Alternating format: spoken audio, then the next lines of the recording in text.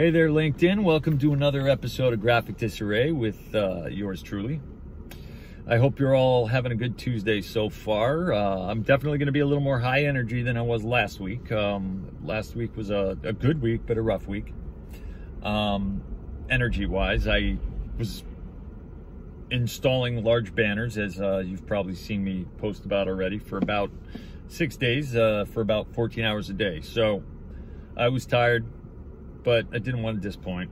I still had to put a show out. So we just passed Halloween. I hope everyone got some candy, didn't pull any nasty tricks on people. And that leads me to this week's subject that I want to talk about. That subject is fear. Fear.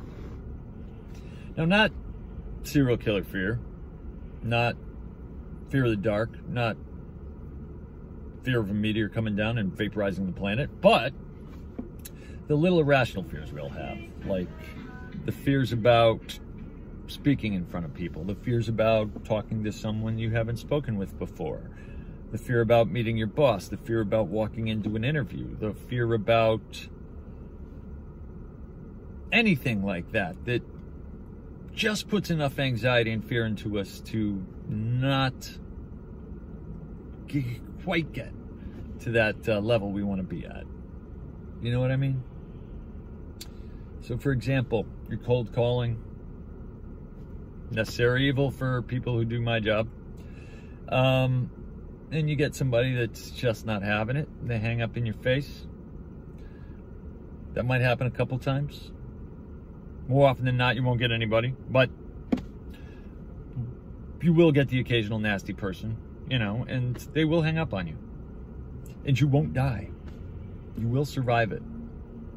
Or let's say you're speaking in front of people and you stumble over your words a little bit. What do?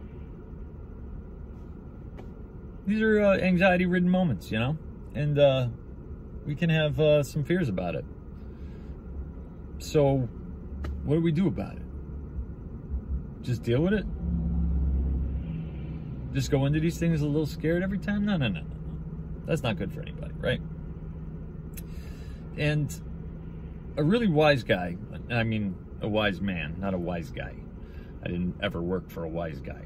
That would have been cool, but a wise man that I used to work for, he was really the guy that gave me my first big shot in the graphics industry. A guy named Fred. Fred, you know who you are.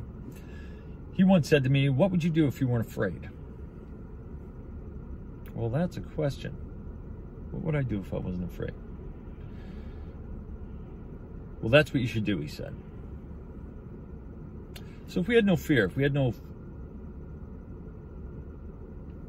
thought of consequences, and I don't mean unserious consequences. I'm not saying like, well, if I thought I could get away with it, no one would know, I'd rob a bank. I'm not talking about that. I'm talking about, like, if we weren't fearful of cold calling a bunch of strangers, would we be better at it? If we weren't fearful of speaking in front of people, would we be better at it? If we weren't fearful of walking into that job interview, we could walk in with confidence. If we weren't fearful for meeting our new boss or meeting a new client, we could make a better impression. Right? But how do we get around it? Well, I think the most important thing is to keep it all in perspective, and that is, what is the consequence if it doesn't go well? If I'm cold calling and somebody hangs up on me, what will happen? I won't die. I mean, most likely they're not going to buy anything, but I got a long list. So what's the worst could happen? You move on.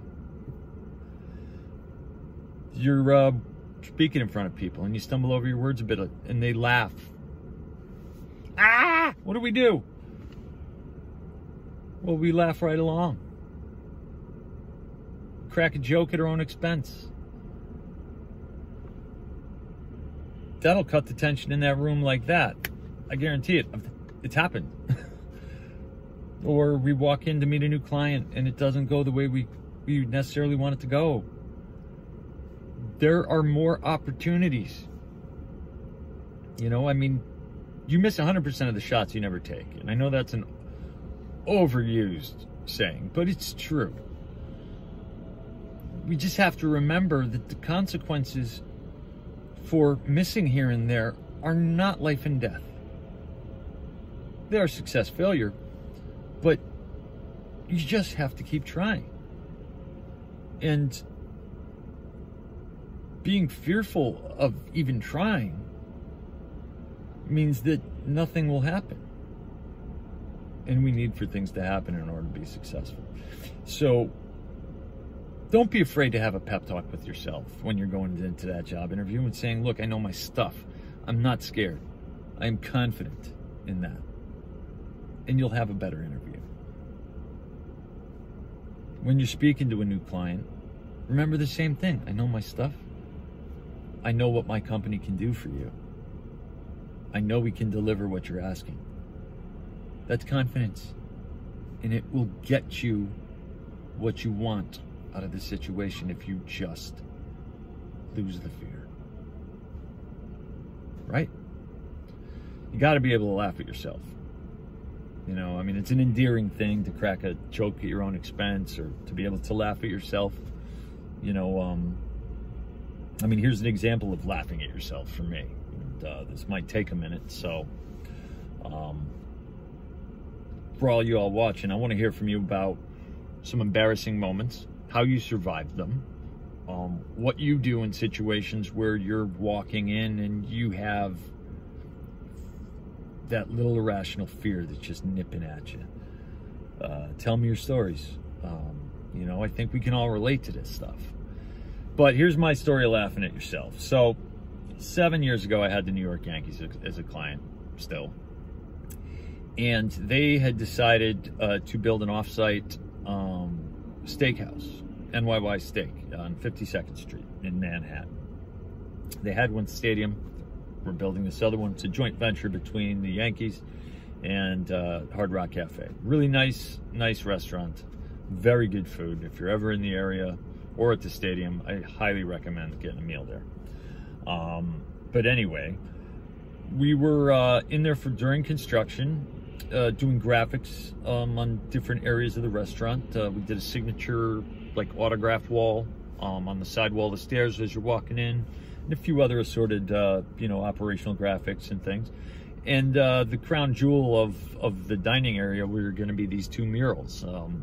Well, were these two murals of Garrigan DiMaggio on one wall and Babe Ruth on the other. So we come in fairly close to the grand opening and we're doing these two murals. And I've got installers in there putting them up, and I'm standing down there with my client, and there's construction workers, union guys hanging around doing their finishing in the room.